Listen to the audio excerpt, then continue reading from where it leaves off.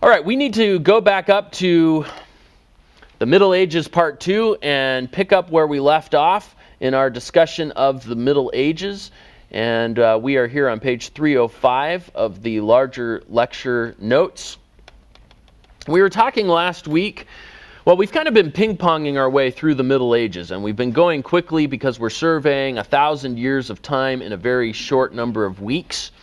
And we've been going back and forth between the West and the East. And we started in the West with Leo, who kind of elevated the position of papacy. And then we went over to the East to Justinian, one of the more notable of the Eastern Roman emperors, who called the Second Council of Constantinople in 553, and was also the one who embarked on an attempt to reconquer large portions of the Western Roman Empire, which had fallen finally in the year 476.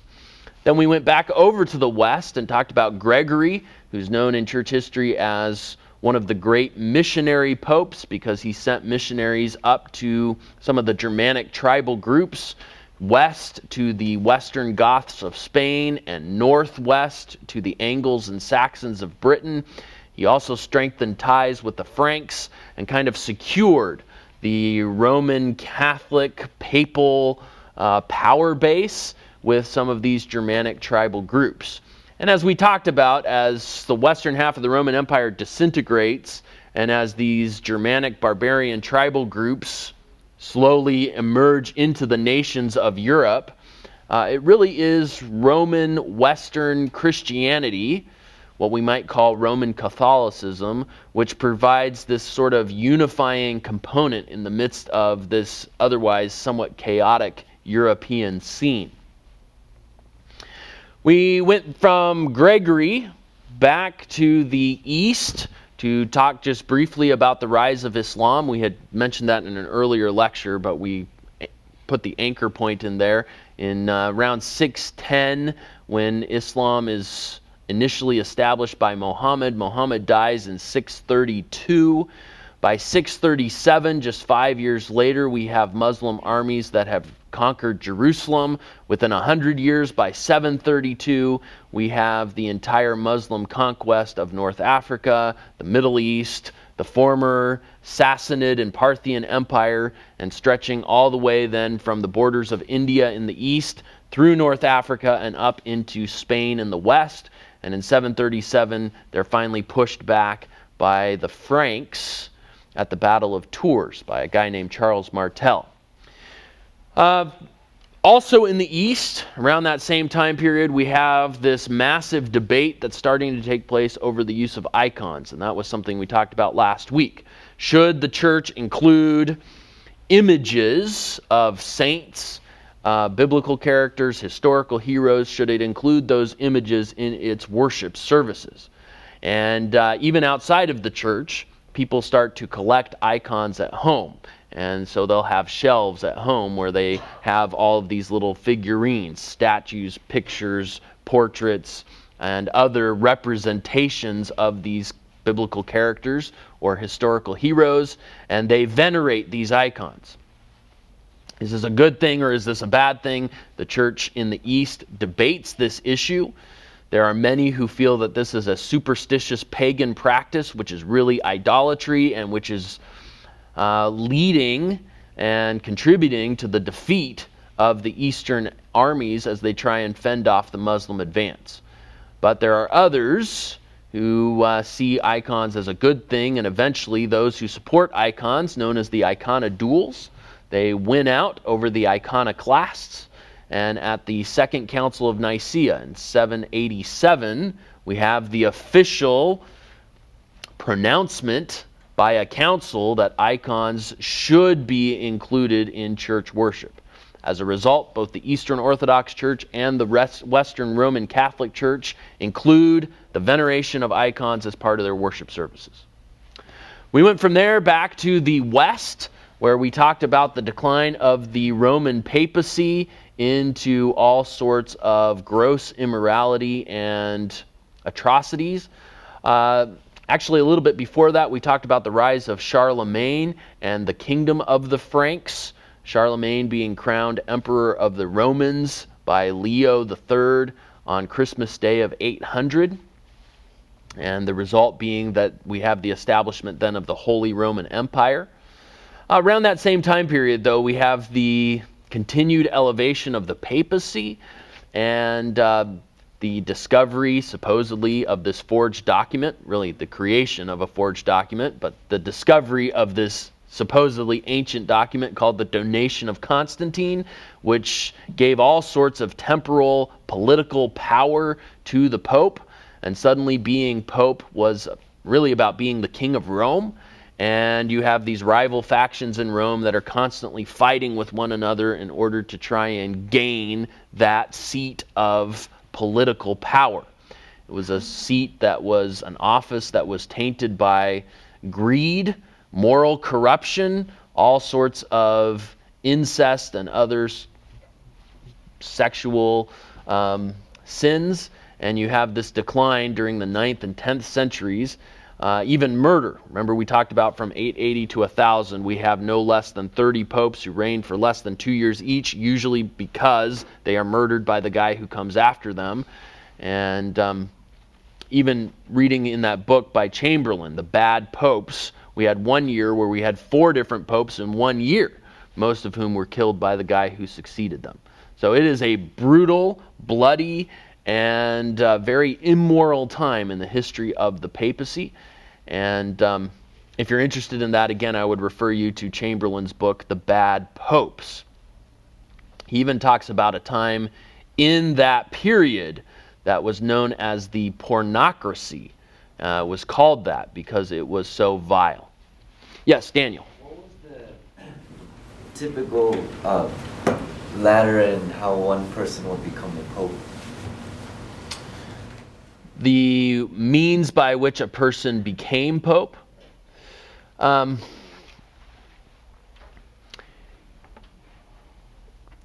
this period of time, it appears to have been largely political. You would have someone who would become a bishop, and then a cardinal, and then through support of their faction, and you had these rival factions at this time, and often through violent or means or through some level of perhaps political shenanigans, people would gain the papal chair. So it really was an entirely corrupt system, and one in which either through political underhandedness or through violence, people were thrust into these positions of power. You bring up an interesting point, though. Ever since, and we didn't really talk about this as much, but ever since the Christianization of the Roman Empire under Constantine, one of the negative side effects of the secular government becoming Christianized is that for the first time in church history, you now have people who seek secular power, achieving that secular power through the church. So the church now becomes a means not only to spiritual influence, but actually to political influence and ultimately to material and secular ambition. And we really see that in the 9th and 10th centuries, that the papacy has become as much a secular seat of power as it ever was a seat of religious influence. And part of that is just the probably unintended but inevitable consequence of the Roman Empire becoming Christianized. And for the first time in church history, we have people seeking political positions, but gaining those political positions through the church. So you would have unscrupulous bishops who set their eye on the highest prize, which was the papacy, and they would use corrupt and underhanded means to gain that position of authority. And you know, the most explicit examples of that are when people kill the previous pope in order to become pope themselves. So in many ways it operated much like a medieval kingship, or even like perhaps something out of the Old Testament book of 1st or 2nd Kings. All right. Part of this, of course, part of this mentality has to do with the fact that the popes regard themselves, based all the way back on Leo's initial doctrine of papal succession and Petrine succession, so on. Popes regard themselves as being the successors of Christ, the vicars of Christ on earth, as being the most important and most powerful person in all of Christendom. So they see themselves as being above kings and as being above any other Christian leader in the world. The Pope regards himself at this time in church history as being the most important spiritual and also really political leader in the world. The most important spiritual leader in the world for sure, also the most important political leader, not only in Rome, but also throughout Europe. So the popes of these times view themselves as superior to the kings of Europe. They view themselves as being superior, certainly, to any other Christian leader. That all will come to a head then in 1054 when we get to what is called the Papal Schism. And now we have the official split between Eastern and Western Roman Christianity. We've talked primarily in this class about Christianity within the Roman Empire, and the eastern part of the Roman Empire becomes known as Eastern Orthodoxy, and the western part of the Roman Empire becomes known as Roman Catholicism. There had been tensions that had been building for many centuries. We already saw some of those tensions during the iconoclast, iconodual controversy way back in the 8th century, when you had the Emperor Theodosius the Emperor Constantine the Fifth, trying to outlaw icons, and the Pope refusing to submit to his imperial mandate. So there was already tension between the Pope and the Emperor. There was already tension between East and West all the way back in the 8th century. But by the time we get to the 11th century, that tension reaches a breaking point, and we now have the official split between the East and the West. In 1054, then, we have Pope Leo IX, who sends a delegation to the Patriarch of Constantinople, Michael Cerularius, and his delegation comes to Cerularius demanding that the Patriarch of Constantinople recognize officially that the Pope of Rome is the most important spiritual leader in Christendom. This is an extremely arrogant and presumptuous thing for Leo IX to do, but it is, I suppose, an inevitable extension of this idea of Petrine succession, papal succession, and also the isolation that Rome experienced being in the western part of the Roman Empire. Remember, there were these 5 cities in the United Roman Empire that represented seats of really ecclesiastical leadership and influence. Of those 5 cities, the only city in the west was Rome. The other 4 cities, Constantinople, Antioch, Alexandria, and Jerusalem, were all in the east. So when the western half of the Roman Empire fell, and as it was slowly distanced, both not geographically, but linguistically and militarily from the eastern half of the Roman Empire, there was no one to challenge Rome's authority in the west. In the east, that balance of power remained because all 4 of those cities continually challenged one another. In the west, there was no balance of power, and so Rome inevitably emerged with this clear superiority complex. And so when Pope Leo IX sends this delegation to Michael Cerularius of Constantinople, the Patriarch of Constantinople is completely offended by this. He can't believe the arrogance and presumption that this represents. The cities of the East had never regarded Rome as being superior to them. Certainly they had seen Rome as perhaps taking leadership on different issues. But they had regarded Rome as one of their equals. So they had seen Rome as an equal, perhaps a leader among equals, but not as in any way being superior to these other cities. So when all of this went down, Cerularius refused to acknowledge the papal delegation or to succumb or affirm what it was the delegation wanted him to affirm. He refused to recognize the Pope as the leader of all Christendom. He thought that was ridiculous. As a result, Cardinal Humbert, who was the leader of the Roman delegation, excommunicated the Patriarch of Constantinople. Pretty amazing, again, the presumption here, but you have a delegate, a representative of the Pope, excommunicating the visible leader of Eastern Orthodox Christianity at the time. In response, the Patriarch excommunicated the Roman Catholic delegation. So in essence, representatives of the Western Roman Catholic Church excommunicate the leader of the Eastern Roman Catholic Church, and in response, the leader of the Eastern Greek Orthodox Church, more correctly, in response, the leader of the Greek Orthodox Church excommunicates the representatives of the Western Roman Catholic Church. And so we refer to this as the Great Schism, when Roman Catholicism excommunicated Eastern Orthodoxy and Eastern Orthodoxy excommunicated Roman Catholicism.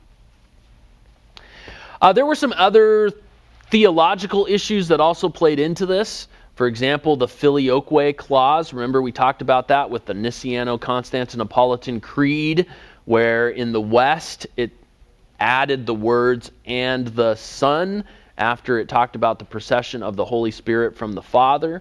In the East, that was considered a great blight to have added something to the creed, and so that was part of the tension that grew. There were also, of course, linguistic differences. No one in the West spoke Greek anymore. No one in the East spoke Latin anymore.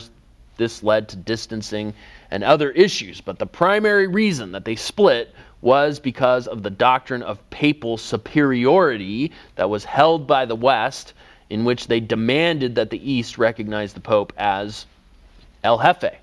And the people in the East refused, and so they excommunicated each other. So this papal elevation and papal superiority, sense of self-importance, reaches a level now in the 11th century where they're taking on the rest of the Roman Church, demanding that everyone recognize their own superiority. Now, there would be attempts to try and reconcile this schism between the East and the West. Over the next 150 years, even after, for the next really 400 years or so, there were some attempts that were made to try and reunify the East and the West, but it never happened. And we'll talk about the Fourth Crusade a little bit later today. When we get to the Fourth Crusade, the Great Schism of 1054 was really the last nail in the coffin. The coffin was nailed shut 150 years later in 1204 in the Fourth Crusade. But we'll get there in just a little bit. Is there a question? Oh, yes, sorry. The difference between the Great Schism and the Babylonian captivity and Papal schism? Yes. I want to make sure I'm typing it under the right one. What you just described was the Great Schism. Yes, but that's a good question. The Great Schism is usually used in church history to refer to the East-West Schism of 1054. Occasionally, some historians will refer to the Papal Schism of the 1300s. It extended into the early 1400s. They'll refer to the Papal Schism sometimes as the Great Schism, but it really shouldn't be referred to as the Great Schism. So if we're being technical, we're talking about the East-West Schism versus the Papal Schism. The one took place in 1054 in the 11th century. That's the East-West Schism.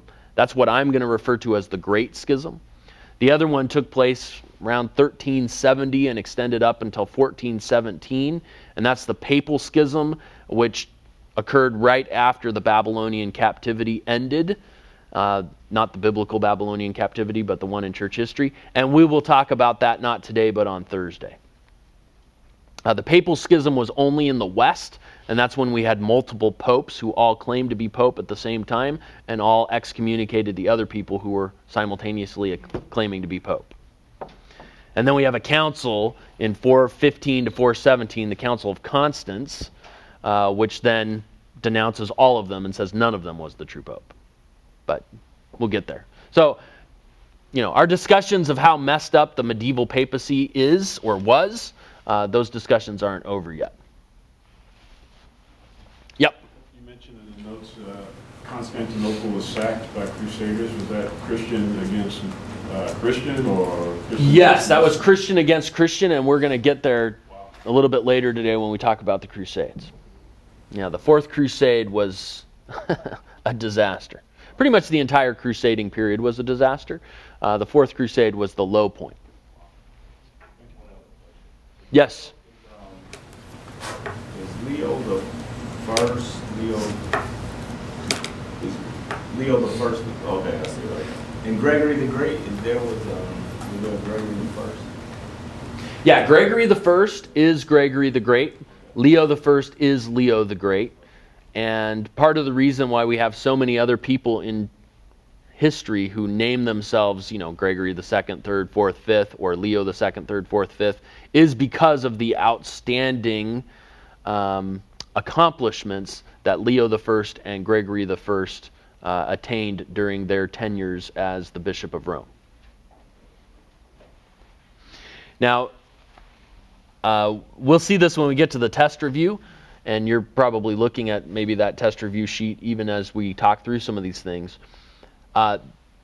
It gets a little complicated when we have emperors who start calling themselves Leo or Gregory, and popes who are calling themselves Leo or Gregory, and or Alexius or some of these other names.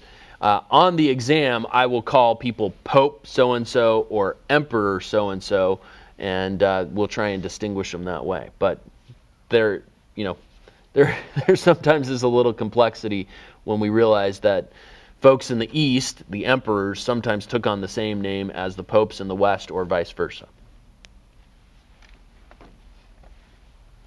All right. Just briefly, let's talk a little bit about Eastern Orthodoxy.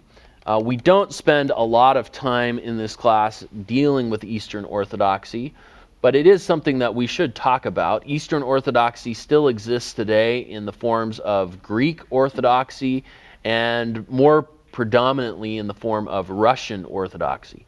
Russian Orthodoxy is the official religion of Russia. Russia is the largest country in the world by landmass, and so this geographical entity of Eastern Orthodoxy is still prevalent in that part of Eastern Europe, extending into Asia.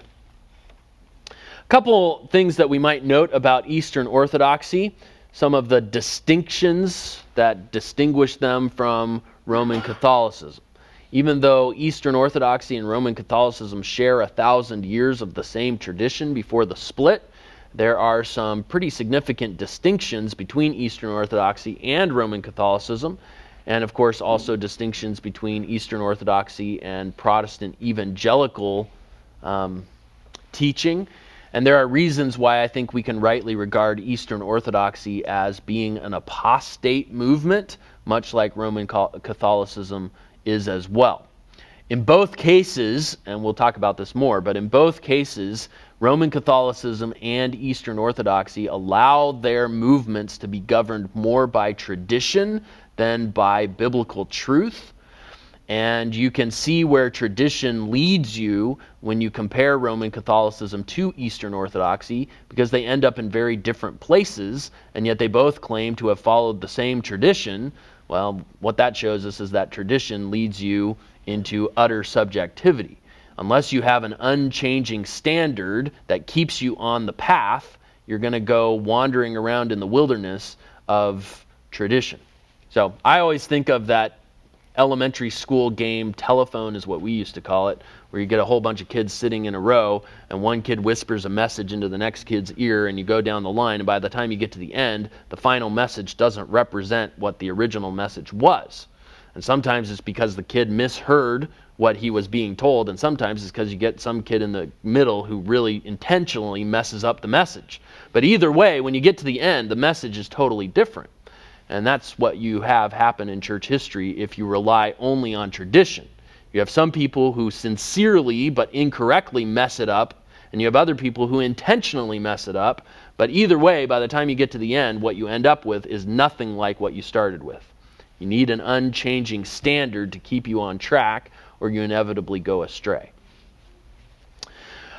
All right, so 4 different distinctives here then that mark Eastern Orthodoxy. The first would be an emphasis on mystery, or what is sometimes called negative theology. Now, negative theology not in the sense of being pessimistic, but negative theology in the sense of admitting and acknowledging that there are certain things that we cannot understand and therefore should not try to understand. So it is an affirmation not only of the light of truth, but also the darkness of not necessarily error, but simply ignorance. The shadow rather than the light. So there is revelation, but there is also mystery. And I think part of this comes perhaps as a reaction to some of the councils that we've already looked at. The Second Council of Nicaea, certainly, but also the Third Council of Constantinople, where we're starting to get into the nitty-gritty of all the metaphysics of did Christ have one will or two wills. I think you get to a point in the history of Eastern Orthodoxy where there's a reaction against that kind of trying to figure everything out. And the reaction is such that people say, you know what, let's not try and figure things out. Let's just embrace the mystery. Well, that can be helpful to a certain extent, but Eastern Orthodoxy takes it to the place of really mysticism and utter theological ambiguity at times. The reason there's not a lot of Eastern Orthodox systematic theologies is because they don't really care about systematic theology. For them, they're more interested in just embracing the beauty of ambiguity and mystery rather than trying to really be definitive in what it is that they believe. So that can sometimes be frustrating and difficult for evangelical apologists as they encounter Eastern Orthodox theologians, because systematic theology is not something that's clearly set out in the same way that Roman Catholic systematic theology is clearly set out. Brian? Similar to like what's taking place or what was taking place with the emergent movement. Yeah, I think there are some similarities in terms of this emphasis on mystery and what was taking place in the emergent movement. The emergent movement tried to... I have a lot of thoughts about the emergent church movement. And, when we use the term emerging church with the ing participle ending, I think most advocates of the emerging church would just say that's a general way of talking about taking Christianity and making it applicable to a postmodern generation. When we use the past participle, emergent, you would have those of the more conservative ilk saying, well, that refers to the more liberal emerging church guys, like the Emergent Village, the Doug Pagitt, Tony Jones, Brian McLaren folks. And so when I hear emergent church, I automatically think of the liberal approach to trying to make Christianity applicable to a postmodern generation. What that usually means is we're going to do away with absolutes. We're going to engage the Bible as simply part of our conversation on our faith journey as we light candles and sing Kumbaya or whatever they do. So the thing about the emerging church is it came and went. I don't think anybody really talks about the emerging church anymore. Maybe that's because by its very nature it was supposed to be undefinable. And if you have a movement that's built on the premise of being ambiguous, it eventually just, morphs into nothingness. But I think maybe there are some similarities in the sense that, we're more interested in just kind of embracing more interested in embracing our ignorance and our lack of certainty about things. Certainly that idea of no certainty, or of elevating uncertainty, relabeling humility as uncertainty, I think maybe there would be some parallels there. Did they try to draw from some of the church history before? Well, yeah, certainly there were emergent attempts to try and convince the modern church that that the way we do church now is really a post-Enlightenment or even perhaps an American way of thinking about Christianity, and that if we want to get back to the ancient church, then we need to be into mysticism and all of these other things. The problem is when they said ancient church, they really were referring to the mystical practices of the medieval period, the late medieval period. So, you know, if you want to get back to the ancient church, you got to go back to the New Testament and to the early patristic fathers. And when you go there, you find out that the church service of the real ancient church was a lot like the church services that we have today. Is there another hand? Yeah, I was just curious if the interdenominational churches and the emergent church are somewhat tied together. Perhaps. I don't know that I'm real familiar with the interdenominational church movement. Is it part of the house church movement, or?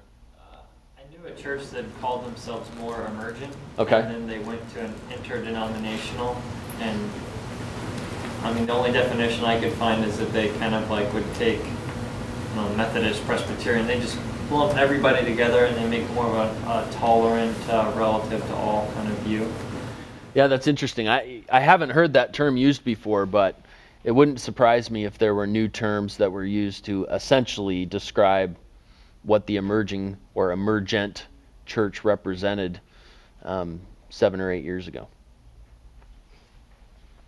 All right, another emphasis in the Eastern Orthodox Church is tradition. And we've already talked a little bit about tradition, but this is a major emphasis in Eastern Orthodoxy.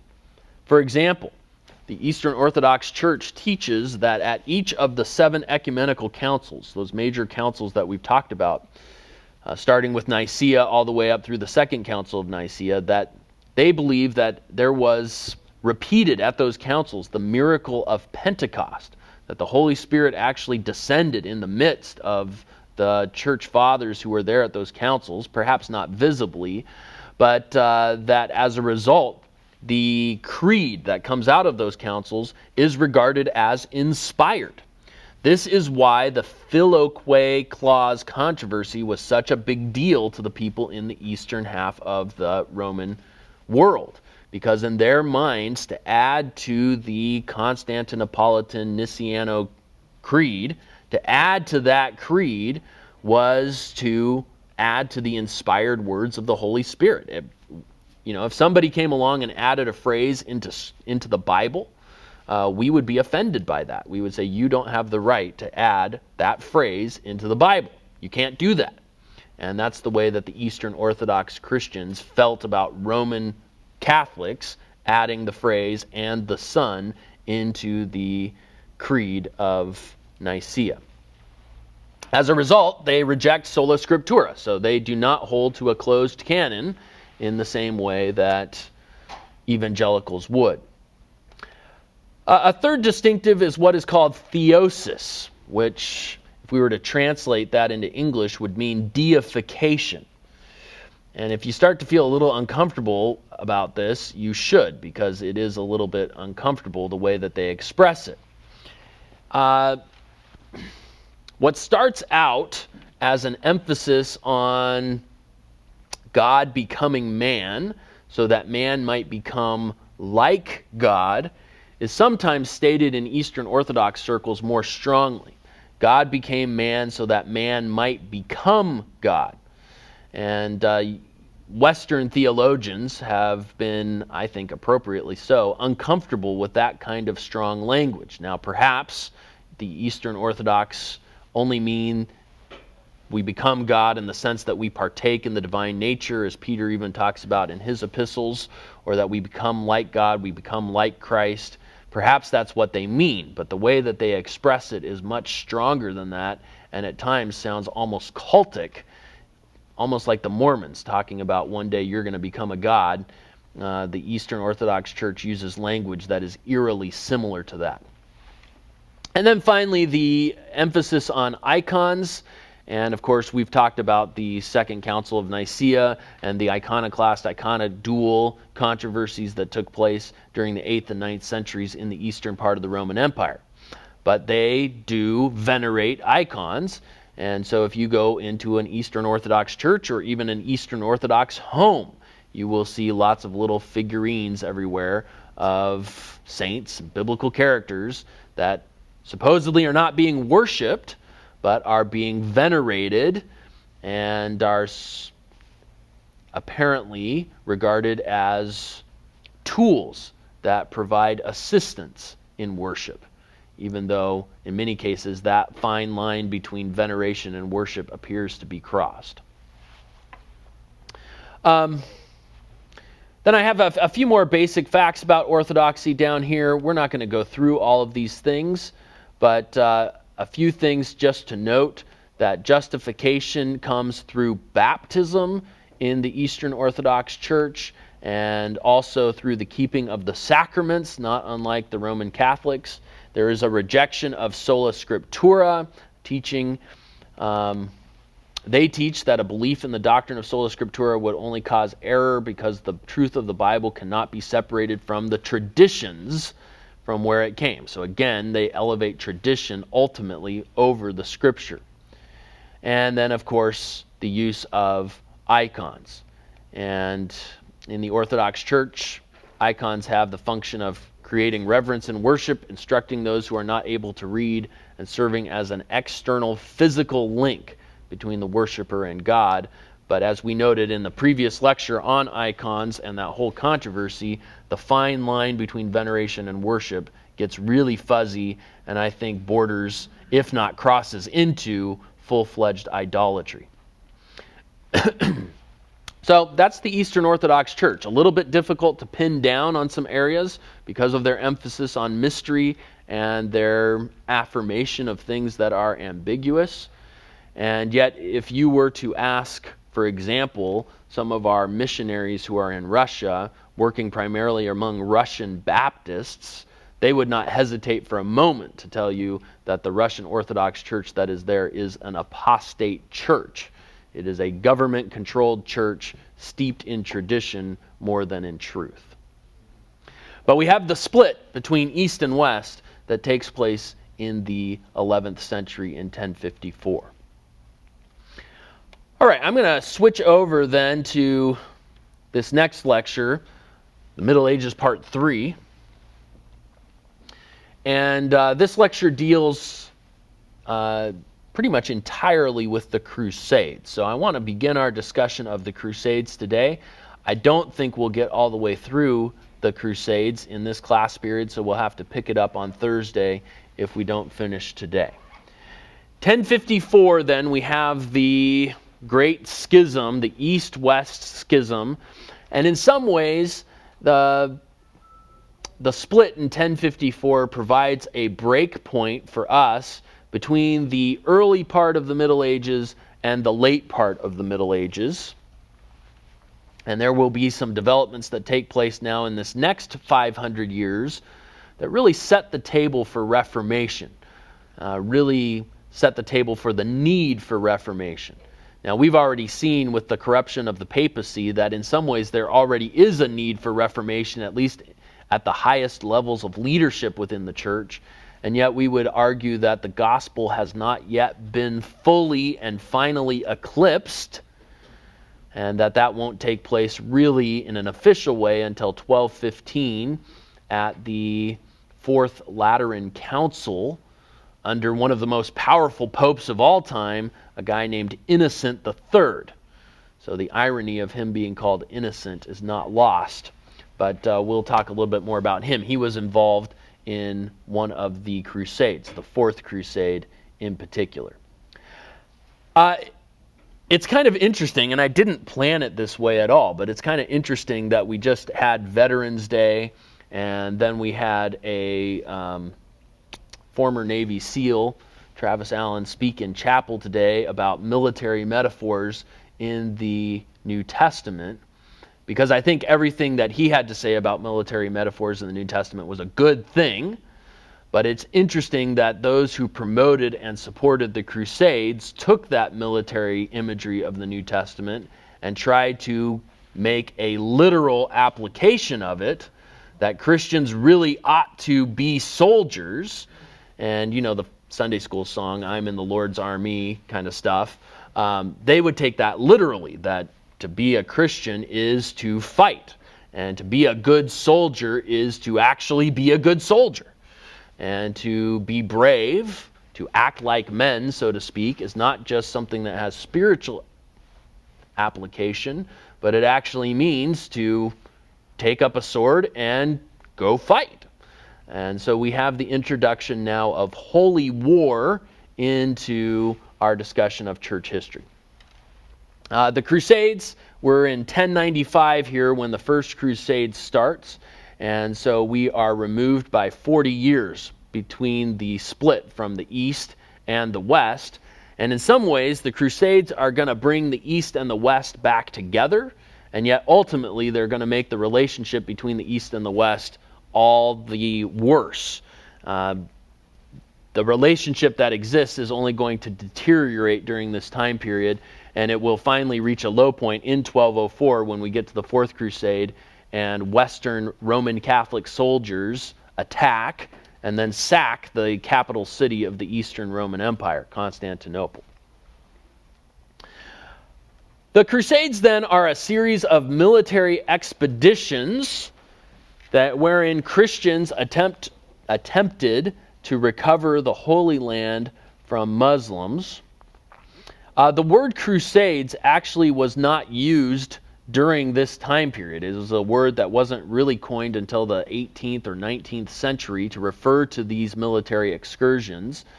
But they were, the word cross or crusa, you can hear the word cross in there.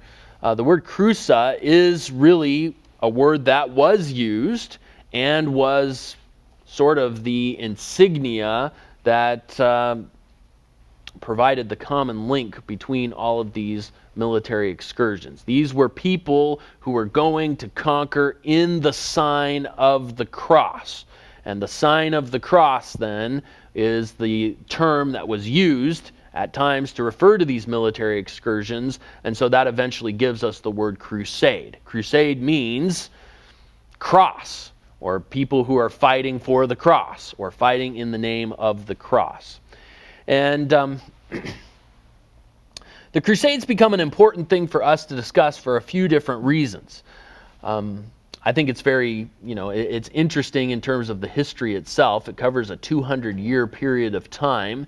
It certainly has relevance for today in terms of the relationships between European powers and Middle Eastern powers, and between American soldiers and forces and the different military excursions that are taking place even now in the Middle East. From a Middle Eastern Muslim perspective, American forces in the Middle East are still an extension of the Crusades. And a lot of the bad blood and political turmoil that exists between the West and the Middle East goes all the way back to the time of the Crusades itself. This topic is also relevant because it has apologetic import. I remember even in my public high school days, I had a friend who was a self-proclaimed atheist, and when I asked him why he did not believe in the existence of God, one of the reasons that he gave me was the Crusades. Now, I think that's an absolutely idiotic reason to deny the existence of God, okay? But it is a reason that people sometimes bring up that I reject Christianity because of the Crusades. Well, that's where we can help people understand that that type of Christianity doesn't reflect true Christianity, and yet it is a real apologetic issue that people sometimes bring up as a way to stiff-arm the truth of the gospel. If Christianity is responsible for the Crusades, I don't want to have anything to do with Christianity.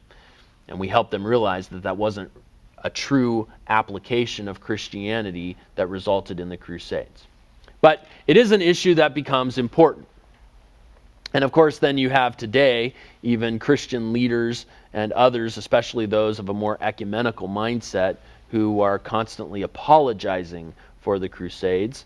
And even Pope John Paul II spent a lot of his tenure as Pope running around and apologizing for all the things that the Catholic Church had done during the medieval period, including apologizing for the Crusades. So I think it's helpful for us to talk about Crusades. One of the other things that's really interesting about this discussion is it helps us also to reevaluate the way that we even think about military activity in the world, because a lot of the same reasons that we would use today to justify a war were the same exact reasons that were being used to justify the Crusades 1,000 years ago. Yeah, question? Not to rabbit trail you, but where would the, when you said that Pope John Paul was apologizing for what the church did, how would the church balance papal infallibility and the authority of the church and the wrongness of the Crusades? Where was that? Yeah, how does the Roman Catholic Church deal with the inconsistency of having a pope preach crusade in the 11 and 1200s and then having a pope apologize for the Crusades in the around the year 2000 or in the late 1990s? How do they reconcile that? I think that they would simply say that popes are only infallible when they speak ex cathedra. And when you ask them what that means, or when you ask them for specific examples, the list gets really, really small, really, really fast. So when you actually push them on the issue of papal infallibility, the number of things that have ever been spoken by a pope which were actually infallible shrinks dramatically and very quickly when you start to press them on those issues. So I think they would say that papal infallibility did not apply to those papal decrees supporting the Crusades initially. Again, it's arguments that become very convenient. The reality is that the people who were alive during this time regarded those papal pronouncements as being the very word of God, and so they did regard it in a sense as being infallible, or at least as being a true representation of God's will for them. And many of the soldiers and peasants who went to fight in the Crusades were sincere people who were sincerely misled because the religious leaders in Europe were so passionately advocating these crusading endeavors. All right, the Crusades began in 1095. They continue until 1291 with the fall of Acre in the last of the Crusader states in the 13th century. These are just an overview. I want to get into some of the Crusades themselves and talk a little bit first about the issue of holy war. By the beginning of the second millennium, so starting in 1001 and moving forward, Christians in Western Europe were eager to retake lands that had been lost to the Muslims. Remember, Jerusalem fell in 637. Sometimes historians give the date 638, but 637, 638, Jerusalem fell to the Muslims, and it was under Muslim control thereafter. The Muslims allowed Christian pilgrims to come and visit holy sites in Jerusalem, and many Christians did that because they believed that a pilgrimage to the Holy Land gave them some level of greater spiritual credit, I suppose, sacramental credit, or at least spiritual prestige. But in 1076, a new regime took over in that part of the Muslim world, and Christian pilgrims were no longer allowed to come visit the Christian holy sites in Jerusalem. As a result, then, there began to be tension as pilgrims who still tried to make that trek were often ambushed, kidnapped, killed, sometimes enslaved as they tried to make their way to Jerusalem. All of this then began to ferment and foment in the minds of Christian leaders and secular leaders in Europe a need to retake the Holy Land to clear the way for Christian pilgrims. The concept of holy war, then, is a Muslim concept. It was something that started all the way back with Muhammad, yet the Christians soon found themselves willing to adopt this concept of holy war in an effort to fight fire with fire. And in a sense, that's really what the Crusades were. They were Christian jihads. So Christopher Tylerman says, Bernard of Clairvaux, who preached the Second Crusade, in his recruiting, preaching, and letters for the Second Crusade showed intimate knowledge of the New Testament, not least the epistles of Paul.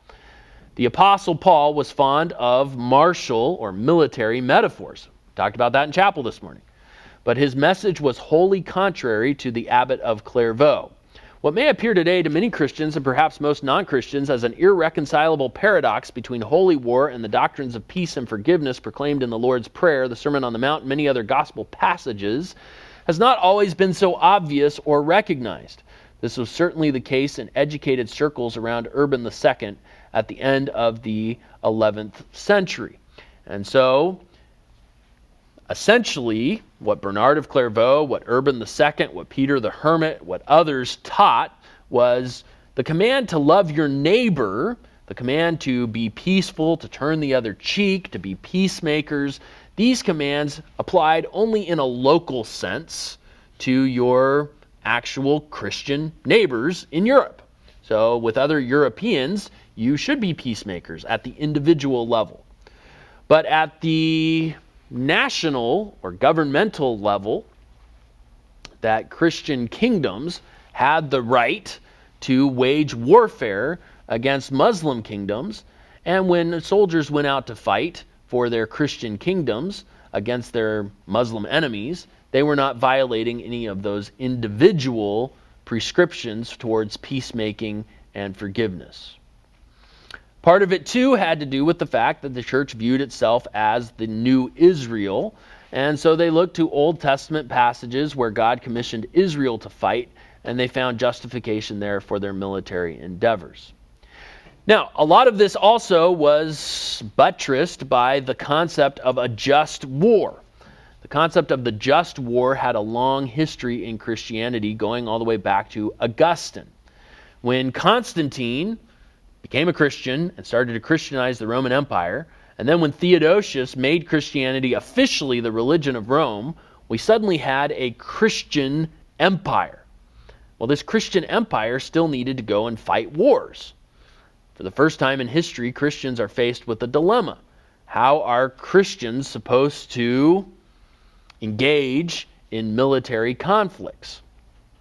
Up to this time, Christians had been persecuted. Christians had generally avoided military service in the Roman Empire, and so it wasn't so much an ethical issue until after Rome became Christianized.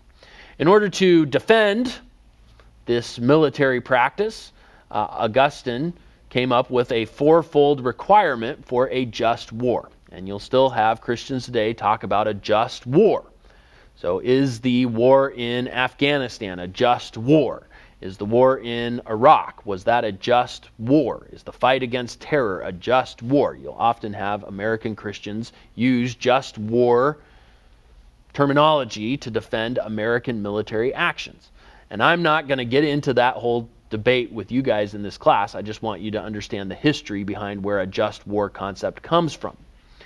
Augustine said a just war has to have a just cause. You have to be fighting for righteousness or justice.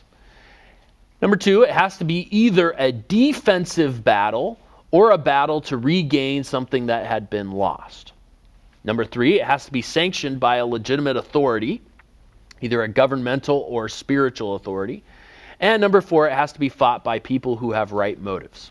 Those are the standard criteria for a just war. And that has been applied to the wars of Christian kingdoms and even secular kingdoms like the United States of America ever since. Well, the Crusades fit all four of those criteria. And here's where we begin to see sincere motives, perhaps, well, certainly, having a negative consequence. What could be more just In the minds of medieval Christians, what could be more just than defending the honor of Christ himself? And that's the way the Crusades were presented. The Muslims deny the deity of Christ. They deny the crucifixion. They deny the resurrection. They dishonor Christ.